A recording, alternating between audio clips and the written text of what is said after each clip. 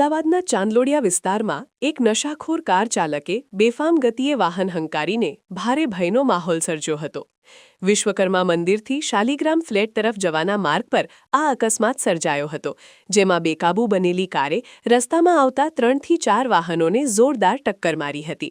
અચાનક સર્જાયેલી આ ઘટનાને પગલે આસપાસના વિસ્તારમાં અફરાતફરી મચી ગઈ હતી અને લોકો ભયભીત થઈ ગયા હતા.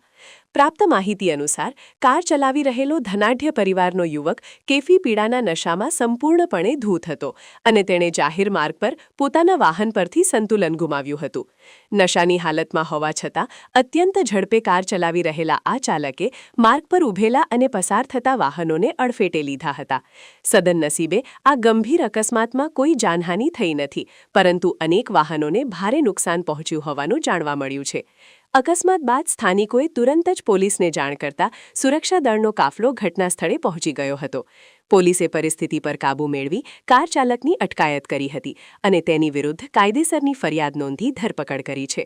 હાલ પોલીસ દ્વારા આરોપીની તબીબી તપાસ સહિતની કાયદેસરની કાર્યવાહી હાથ ધરવામાં આવી છે. શહેરમાં રાત્રિના સમયે વધતા જતા આવા જોખમી કિસ્સાઓને ડામવા માટે પોલીસ દ્વારા પેટ્રોલિંગ સઘન બનાવવાની ખાતરી આપવામાં આવી છે.